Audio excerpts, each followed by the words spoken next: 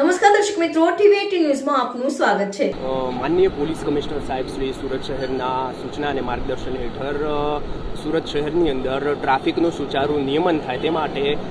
જે રસ્તા ઉપર જે ગેરકાયદેસર દબાણ જોવા મળતું હોય છે તે દબાણ દૂર હટાવવા માટે આજે દક્ષેશ્વર 4 રસ્તાથી અલથાણ ખાડી સુધીના વિસ્તારમાં એસએમસીના સંકલનમાં રહીને દબાણ હટાવવાની કામગીરી હાથ ધરવામાં આવી રહી છે, જેમાં રોડ ઉપર જે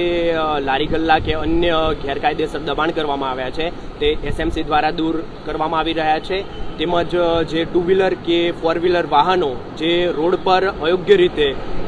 પાર્ક કરેલા છે અને જેનાથી ટ્રાફિકની સમસ્યા થઈ રહી છે તે વાહનોને ક્રેનના માધ્યમથી હટાવવામાં આવી રહ્યા છે, તેમજ એમવી એક્ટ મુજબ કાર્યવાહી કરવામાં આવી રહી છે, જેથી જે રાહદારીઓ કે જે વાહન ચાલકો જે રોડ ઉપરથી પસાર થઈ રહ્યા છે તેઓને ટ્રાફિકની કોઈ સમસ્યા ના રહે, તેમજ યોગ્ય રીતે ટ્રાફિકનું નિયમન થાય। રોડ રસ્તા ઉપર લાડી ગલ્લા બી હોતા હોય છે અને ખાસ કરીને તો રિક્ષાવાળાનું જી રિક્ષાવાળા પોઈન્ટ છોડીને આગળ ઊભા રહેતા હોય એ લોકો પણ આપણે પ્રક્રિયા કેવી રીતના રહેશે? તેઓ જો આવી કોઈ તેના માટે જો કોલ આવતો હોય છે ટ્રાફિકનો જે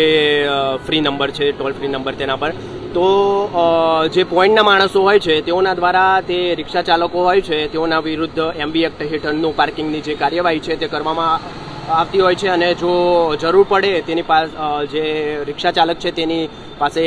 તેના વાહનના પેપર ના હોય કે લાયસન્સ કે ના હોય તો તે વાહન જપ્ત કરવાની કે એમબી એક્ટ હેઠળ કાર્યવાહી કરવાની પણ પ્રક્રિયા હાથ ધરવામાં આવતી હોય છે। શ્રમિક વિસ્તારની અંદર ટ્રાફિકને લગતી ઘણી બધી મુશ્કેલો હોય છે જી, તો ઝુંબેશ એક દિવસ કેમ, દરરોજ કેમ? જુઓ, હવે ગવર્મેન્ટની બી કેટલીક મતલબ લિમિટેશન હોય છે। અમારા દ્વારા રેગ્યુલર જે વિસ્તારોમાં ડ્રાઇવની જરૂરિયાત જણાય છે તે વિસ્તારોની અંદર અમે ટીમો બનાવીએ છીએ અને જે દબાણ કે અન્ય સમસ્યાઓ, ટ્રાફિકની સમસ્યા હોય છે તે દૂર કરવાની અમારા દ્વારા પૂરી પ્રક્રિયા હાથ ધરવામાં આવતી છે। આજે સર્કલ 11ની પોલીસ ટીમ તેમજ એસએમસીના સંકલન દ્વારા દબાણ હટાવવાની અને રોડ પર જે વાહનો અયોગ્ય રીતે પાર્ક થાય છે તે દૂર કરવાની કાર્યવાહી હાથ ધરવામાં આવી રહી છે।